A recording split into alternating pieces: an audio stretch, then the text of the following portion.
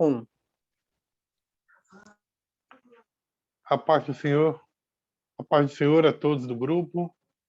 E então, queridos, estamos em mais uma aula do grupo EBD em questão e desta feita tratando da lição de número 8.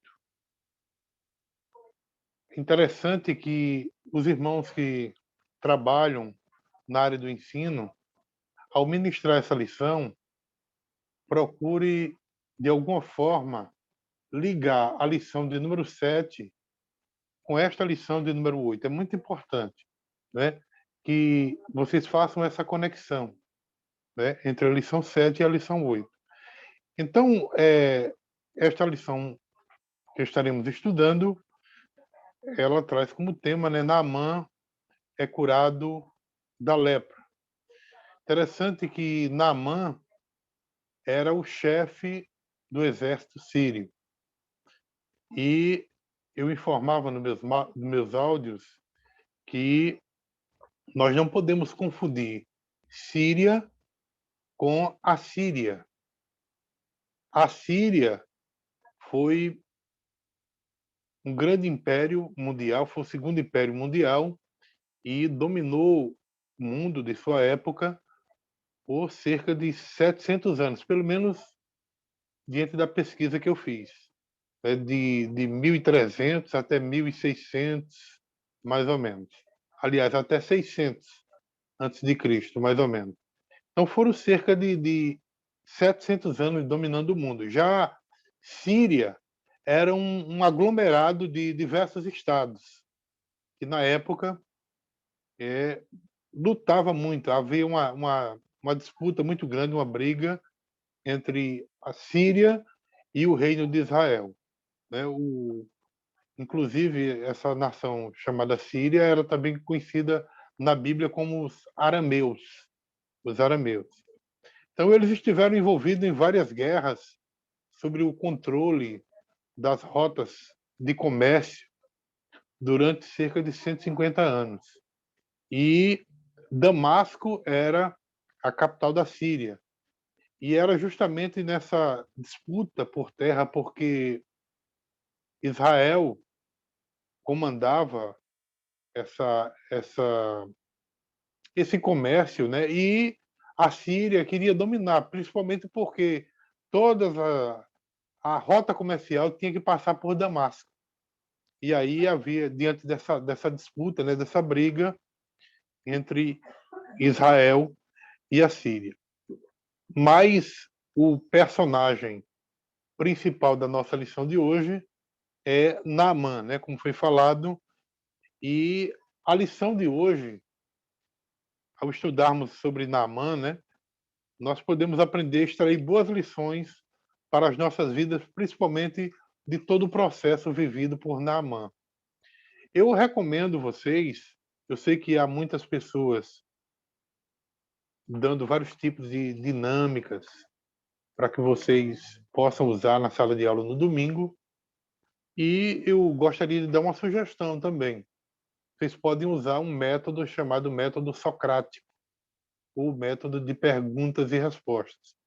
Então, em cada tópico ou em cada subtópico, vocês podem fazer questionamentos a respeito de cada assunto que vocês vão tratar da lição. Por exemplo, o tópico do número 1, que fala sobre Naamã, o chefe do exército sírio, né, e já começa com o número 1 tratando sobre Naamã como um comandante honrado. Vocês podem questionar para os seus alunos logo de início. Quem já leu algo sobre Naamã? Quem já leu algo sobre a lepra? Né, para que os alunos participem, para que os alunos expressem o seu conhecimento, mostre o que sabe sobre o assunto. Né? Então, essa é uma forma de você introduzir já o assunto, fazendo com que os alunos participem e também demonstrem o seu conhecimento. Então, Naamã, o nome dele traduzido quer dizer benevolente. Inclusive, na própria lição mostra isso. Era um general bem-sucedido e aquele homem era muito honrado pelos seus compatriotas como um grande libertador da Síria. Aquele homem, acredito eu, que quando ele entrava em uma guerra e qualquer país que soubesse que quem estava no comando era Naamã, acho que já temia, porque ele era um general honrado, não simplesmente pelo nome de general, mas porque quando ele entrava numa guerra era para vencer. Era um grande vencedor, né? E ele já havia atacado Israel por várias vezes. E uma destas vezes, inclusive, é quando trata sobre aquela menina, né, que nós vamos tratar já no número 2 da lição. Então, Naamã, como eu disse, ele foi um general muito honrado, um oficial que comandava várias tropas, né, porque havia companhias e divisões de 50, de 100, de 120 e até de 1000, e Naamã comandava todas as tropas, todas as companhias. Então, era um homem muito honrado, especialmente pelos títulos, pelas vitórias que ele tinha. E a Bíblia diz que Naamã era um grande homem diante do seu senhor, e de modo que tinha um conceito muito grande, né? Porque o Senhor havia dado muitas vitórias à Síria através dele. Então veja só, interessante, né? Ele era um sírio, né? E o texto bíblico é claro em dizer que Deus havia dado vitórias ao exército sírio através daquele homem.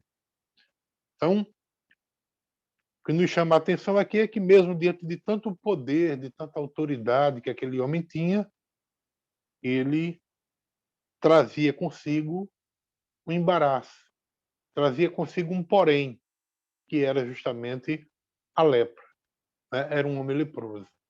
Eu imagino que depois daquele homem vencer batalhas, né, ao chegar em casa e olhar para si, sofria essa angústia.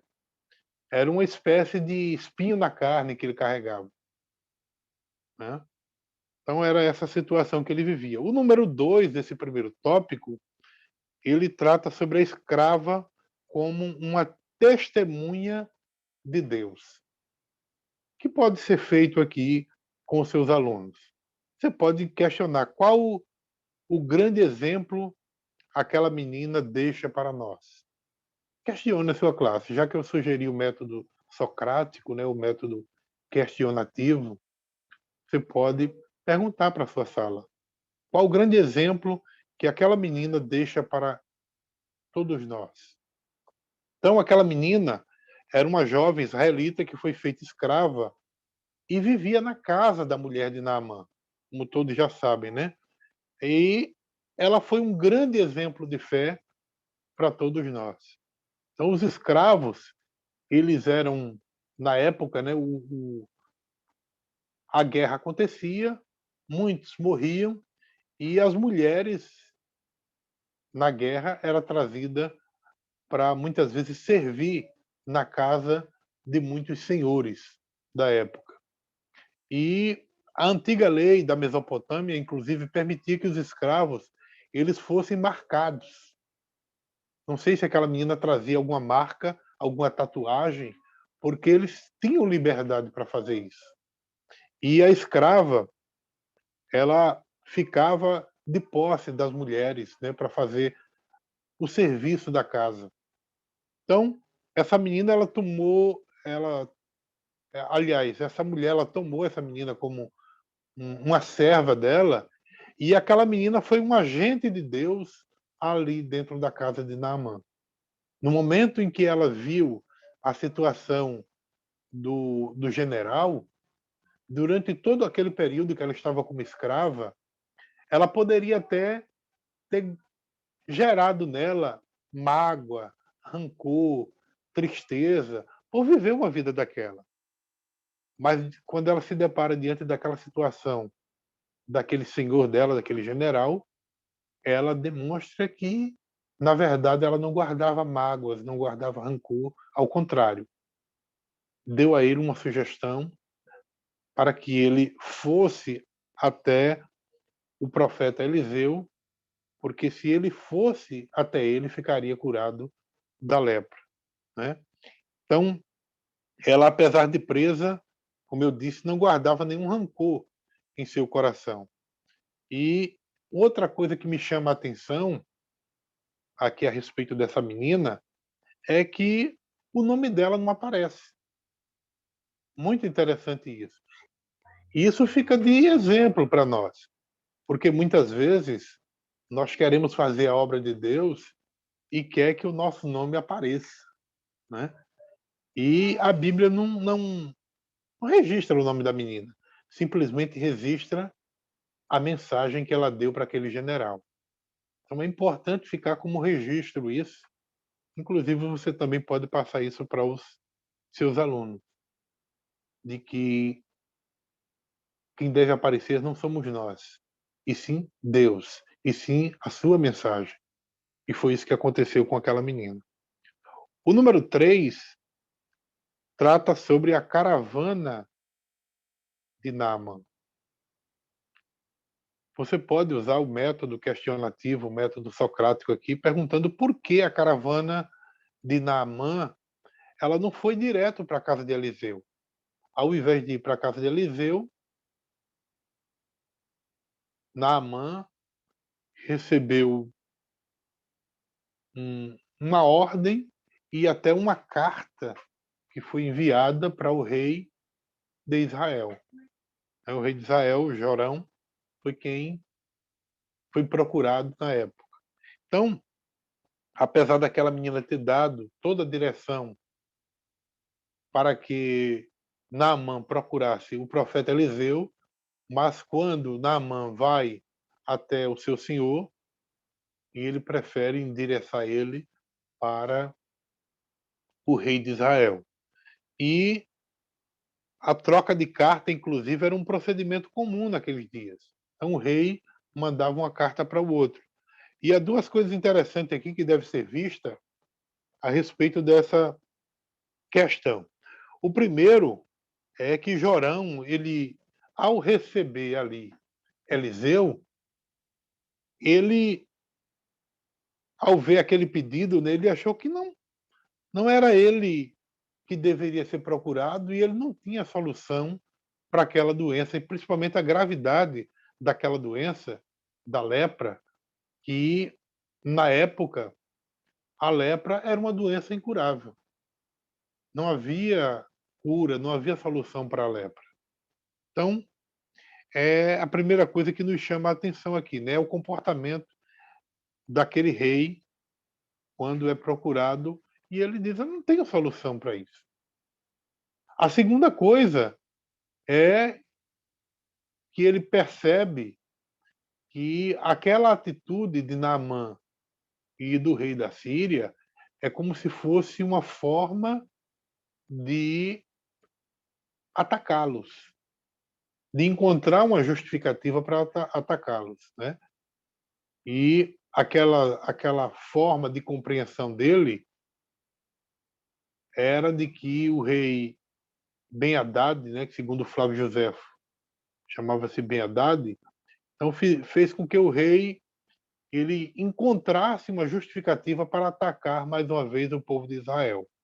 Então ele rasga as suas vestes diante daquela situação que ele vê, e na antiguidade oriental, né, esse gesto do rei era algo usado principalmente para alguém que estava numa situação fora de controle e iria demonstrar uma profunda angústia, ou um profundo pesar, ou um desespero.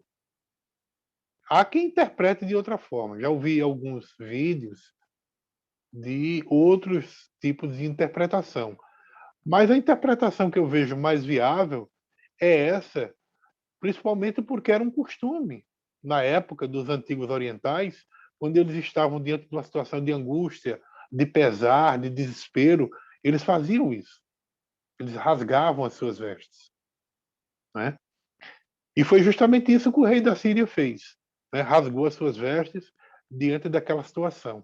E quando Eliseu sabe disso, alguém informa para Eliseu da atitude do rei de Israel em rasgar as suas vestes, desesperado porque não tinha uma solução para o problema de Naamã, Eliseu manda um recado. Diga a ele que venha a mim. Diga a Naamã que venha a mim, que eu tenho, sim, como resolver o problema dele. E aí, Naamã se dirige, né, à casa de Eliseu. E chega lá com muito luxo, muita pompa, né? Com seus carros, seus cavaleiros, ouro, muita prata, roupas. E você pode também usar outra pergunta aqui, nesse segundo tópico da lição, que é o mergulho no Rio Jordão. E aí começa o número 1. Eliseu não se pressionou com a pompa.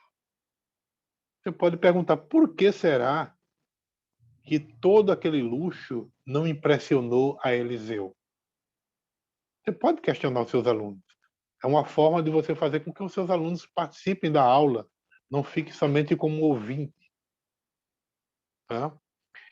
Segundo livro de Reis, capítulo 5, versículo 5, diz assim: Então disse o rei da Síria: Vai, anda, e enviarei uma carta ao rei de Israel.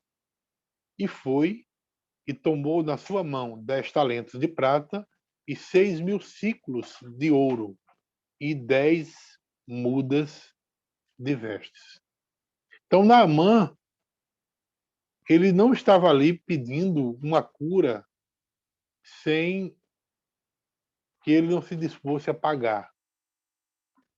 Ele já saiu da Síria com essa intenção. Eu vou lá e levo algo para dar como pagamento pelo bem que eles estão me fazendo.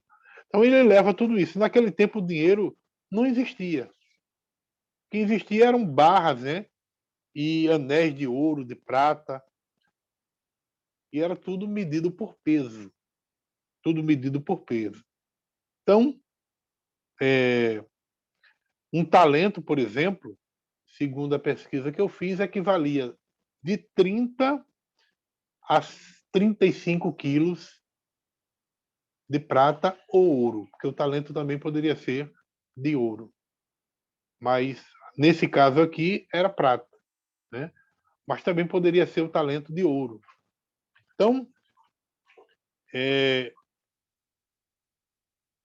a gente percebe aqui o fato de Naamã levar uma quantia tão grande de tesouro era porque a doença dele realmente era algo sério, né? Se não houvesse uma seriedade tão grande, ele não levaria tanto dinheiro, tanto ouro, tanta prata em busca de uma solução do seu problema.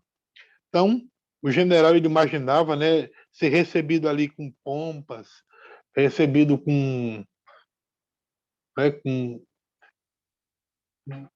ser bajulado diante das pessoas ali, porque ele já estava acostumado com isso. Ele era um general que, como eu disse, vencia as guerras.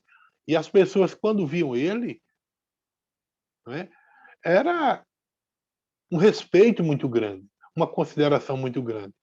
Só que ele chega ali na casa de Eliseu, né, e não tem essa receptividade que ele achava que iria ter.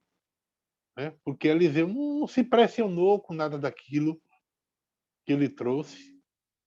E a maioria das pessoas talvez achasse que ele deveria, né, se impressionar, ou talvez se impressionasse com aquilo que ele estava vendo, mas ele não se impressionou com nada daquilo. Então, a forma de Deus tratar conosco não depende da nossa posição social. Isso aqui fica como uma lição para nós, porque há pessoas que, quando vai receber alguém e ele tem uma posição social grande, né, é uma pessoa muito considerada na sociedade, ele tem um tipo de tratamento. Quando tem um cargo, né, na sociedade, ou algum tipo de cargo na igreja, ou algum cargo, enfim, na sociedade como um todo, ele tem um tipo de tratamento. Se ele não tem cargo nenhum, se ele não tem dinheiro, se ele não tem riqueza, o tratamento é outro. E Tiago nos repreendeu como cristãos sobre isso, né? A forma como nós recebemos as pessoas na igreja, né?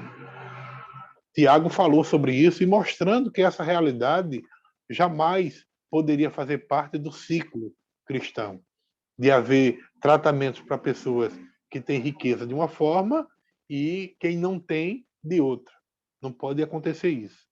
E Naamã aqui demonstra algo bem interessante, né? Um homem que era muito considerado, muito era as pessoas quando viam ele, talvez até se dobrava diante dele, e Naamã não sai nem de dentro de casa para recebê-lo.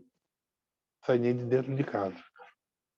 Manda simplesmente um servo dele ir lá e entregar um recado. Né?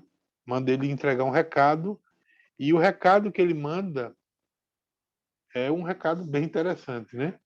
Vá lá e dê 7 mergulhos no Rio Jordão, que você vai ficar curado da lepra. Número 2, a decepção e a cura de Naamã. Então Naamã fica decepcionado, porque ele esperava ser bem recebido. Então, você pode fazer um questionamento aqui também para os seus alunos. Se você fosse Naamã, também ficaria decepcionado? Por quê? Você pode questionar isso para os seus alunos. Como você agiria diante de uma situação como essa se você estivesse no lugar de Naamã? E por que você agiria assim? Questione seus alunos. Né? Então, Eliseu, ele não se dá o trabalho de atender aquele homem, como eu disse, né? Mas manda um mensageiro, manda Geazi para entregar o recado.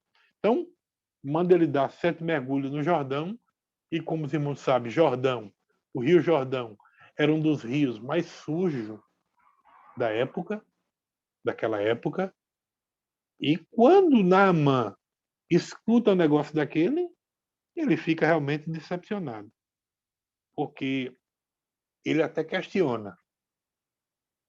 Poxa vida, lá em Damasco, onde eu moro, tem rios de águas limpas, né? Abana, Farpá, são rios maravilhosos onde as pessoas se banham. E esse profeta me mandar tomar banho em um rio de água suja, que humilhação, né? Para um general altamente respeitado. Para ele, aquilo era uma verdadeira humilhação. Mas aqui fica como uma lição, porque nós podemos perceber que o orgulho ele faz com que o ser humano ele muitas vezes ignore o fato de que ele precisa de uma grande bênção da parte de Deus. E era isso que estava acontecendo com Naamã. Ele estava em uma pompa de orgulho tão grande que ele se esqueceu da bênção que ele precisava. Esqueceu. Então, o orgulho, ele muitas vezes é um traço comum em um homem sem Deus. É um traço comum. Então, aquele homem até então não conhecia o Deus verdadeiro. Então, o orgulho pode ser um traço comum em uma pessoa sem Deus, né? E isso não nos impressiona de jeito nenhum. Mas o que não é comum é um traço desse, como se isso fizesse parte de um homem, de uma mulher que diz conhecer a Deus. Aí já não é mais algo comum. E é importante tratarmos sobre isso na nossa classe de escola dominical, né? Porque muitas vezes nós nos deparamos com pessoas que vivem essa situação de orgulho, não quer se dobrar, muitas vezes precisa pedir perdão a uma pessoa, mas ele não quer. Então isso é uma situação de orgulho. Eu já vi situações onde uma irmã chegar diante do ciclo de oração e dizer assim: ah, eu orei a Deus e a irmã fulana de tal veio aqui e pediu perdão, veio nos meus pés me pedir perdão, como se aquilo fosse uma glória para ela. Não é. A glória foi para a irmã que se humilhou, que desceu, né? Então, muitas vezes, nós nos colocamos em uma pompa de orgulho tão grande que nos esquecemos daquilo que a Bíblia diz. Provérbios, capítulo 16, versículo 18. Veja só o que a Bíblia diz. A soberba precede a ruína, e a altivez do espírito precede a queda. É isso que a Bíblia diz.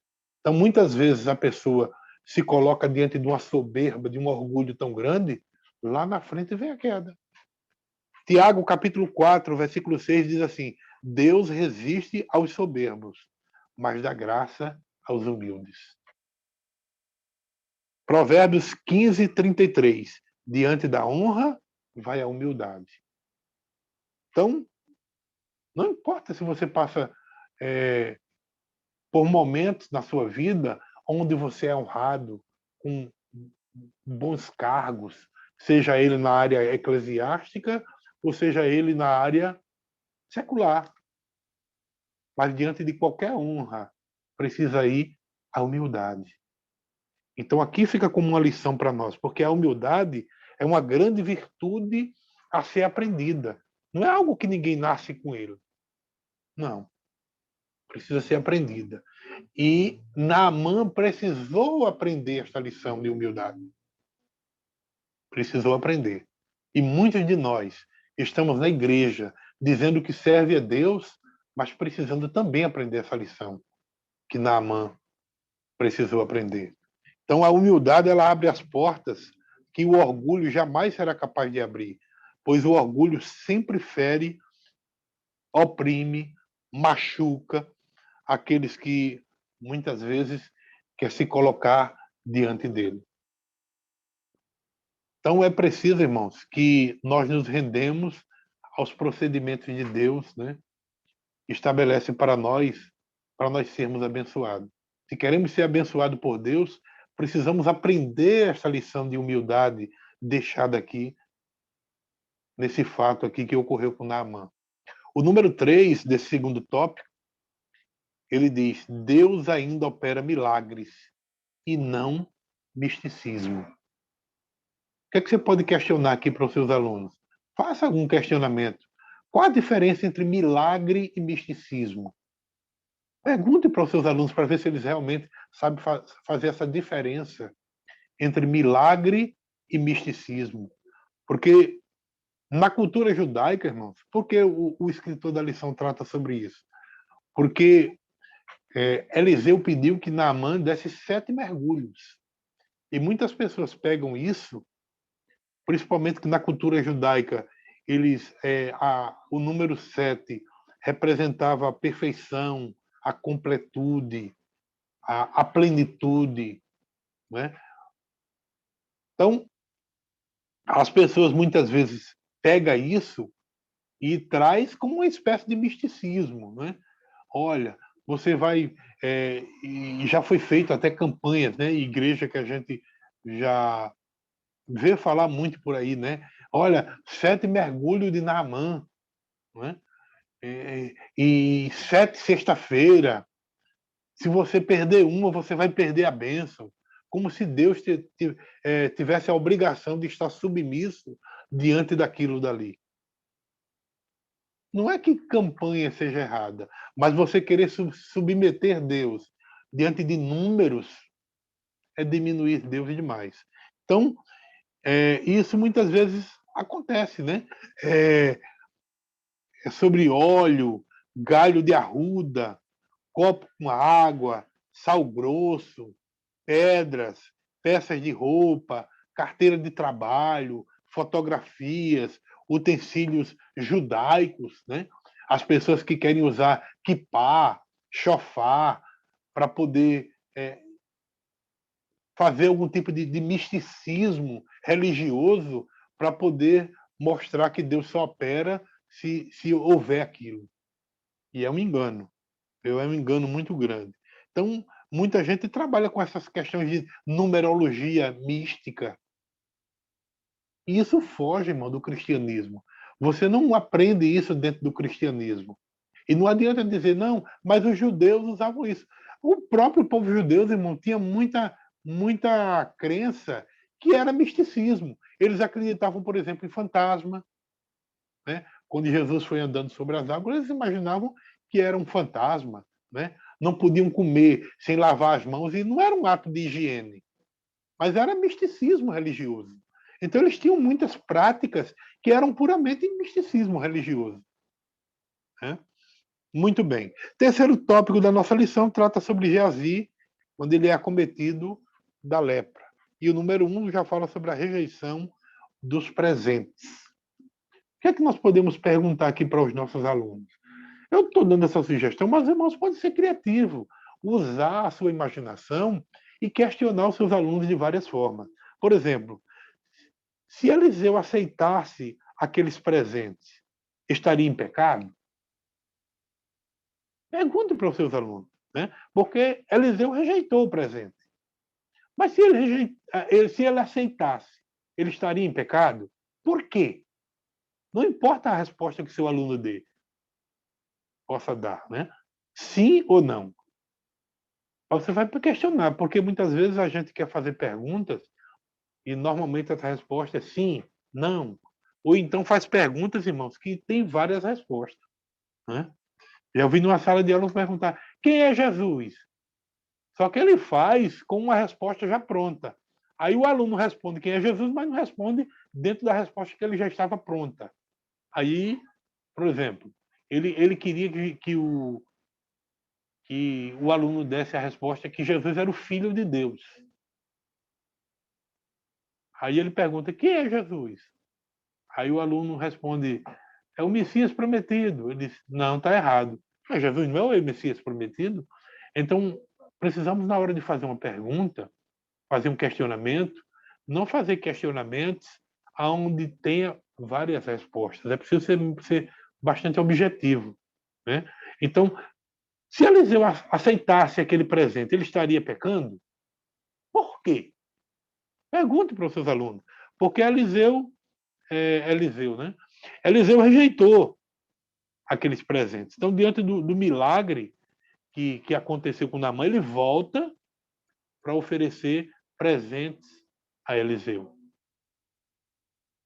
E Eliseu não aceita, rejeita aqueles presentes. Interessante que eu estava fazendo uma pesquisa e vi que alguns estudiosos, em 2004, fizeram uma pesquisa sobre o valor daquela oferta que Eliseu, aliás, que Naamã, né, traz para Eliseu, e o valor, segundo eles, dava cerca de 3 milhões de dólares. Imagina, irmão, era muito dinheiro, né? Era um valor muito alto, muito tentador, muito tentador. Então o presente foi oferecido, inclusive, não foi antes do milagre, foi depois do milagre. Então, Eliseu poderia até ceder à tentação, né? Não, eu não fui tentado para fazer em troca de presente, não, ele já me deu depois. Então, fica aqui como uma sugestão, né? Você perguntar isso para os seus alunos. E Naamã aqui, irmãos, ele tem duas decepções. A primeira foi, como eu disse, né, ele não ter recebido com aquelas pompas, né? O que ele desejava, né? Aquelas honrarias que ele queria. E a segunda foi justamente de Eliseu rejeitar aquele presente. Não quis. E aí vem a segundo subtópico desse terceiro tópico. Homens de Deus não se deixa vender. O que você pode perguntar para os seus alunos aqui? Se depois de Deus te usar numa mensagem, quando você pregar na igreja, e alguém vir te oferecer um presente, uma oferta, você deve rejeitar ou deve aceitar? Pergunte isso para os seus alunos, para ver até que ponto vai a nossa compreensão a respeito dessa questão, né? Porque Eliseu rejeitou o presente de Naamã. E aí? Se nós pregarmos numa igreja e alguém vier nos oferecer um presente, uma oferta de amor, nós devemos aceitar ou rejeitar? se aceitar, você está se vendendo? É importante chegarmos a uma compreensão como essa, porque muitas vezes a gente acha que um pregador ele vai para uma igreja e se ele receber uma oferta de amor, ele já está se vendendo. Há uma diferença muito grande nisso aí, irmãos. Há pregadores que ele diz, olha, eu só vou para tal lugar se eu receber R$ 5.000, R$ 10.000. Inclusive há deles que quando são convidados perguntam que tipo de trabalho eles vão querer. Se você quiser um trabalho de cura, é um valor. Se for com batismo com o Espírito Santo, é outro valor. Se for o pacote completo, né? Aí o valor já aumenta. Isso realmente é errado. Isso realmente é errado. Mas há pessoas que muitas vezes recebem. Eles começam trabalhando na igreja ali, normal, tranquilo. Mas aí, como é uma pessoa muito usada por Deus, com grande conhecimento da Bíblia, né? E as pessoas começam a o convidar de tal forma, como isso já aconteceu com vários homens de Deus, e eles tomavam conta de uma igreja, de um campo, e eles preferem dedicar a sua vida a viajar, a pregar, do que ficar tomando conta de uma igreja.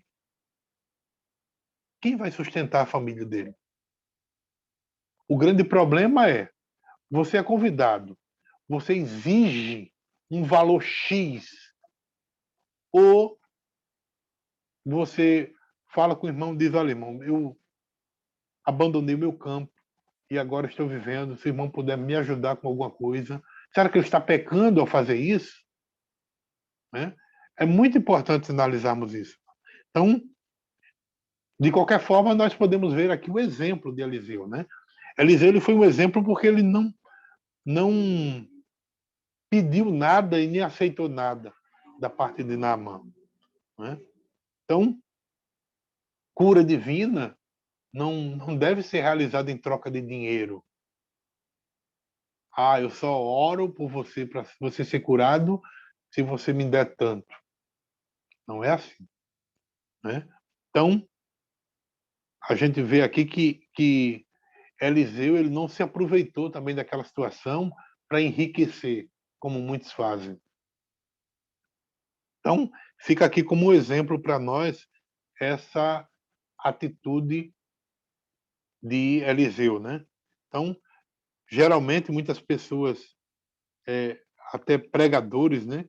Eles procuram atingir uma meta muitas vezes durante o mês, quer ganhar uma quantidade de dinheiro que muitas pessoas que até gerenciam grandes empresas não conseguem ganhar. Não conseguem ganhar. Número 3, para encerrarmos, porque por ganância Geazi é acometido da lepra. Aqui você pode perguntar para os seus alunos o que podemos aprender com a atitude de Geazi. Porque Geazi, quando ele percebe que Naamã sai dali e não dá nenhum presente para Eliseu, Eliseu rejeita tudo, aí Geazi diz, espera aí, preciso conseguir alguma coisa em cima disso aí. E sai nas pressas e fala com o general Naamã, dizendo, olha, chegou lá 2 rapazes e Eliseu mandou aqui pegar 2 peças de roupa aí e um talento de prata. E Naamã se sente tão agradecido, irmão, pelo que aconteceu com ele, que ele não dá só um talento, dá 2 talentos.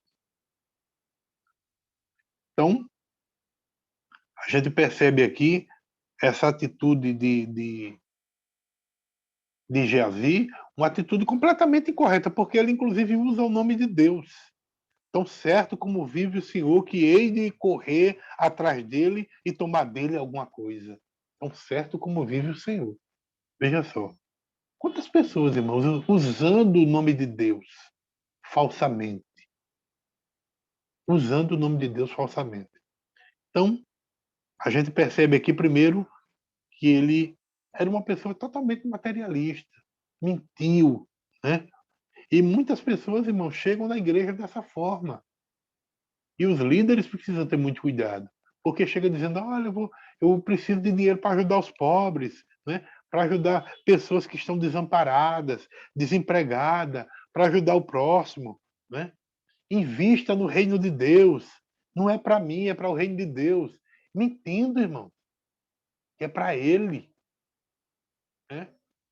Para manter muitas vezes sua farra. Há pregadores que entram num hotel quando ele é convidado, quando sai, muitas vezes até fica lá garrafa de uísque que ele tomou para a igreja pagar. É isso que acontece. Né?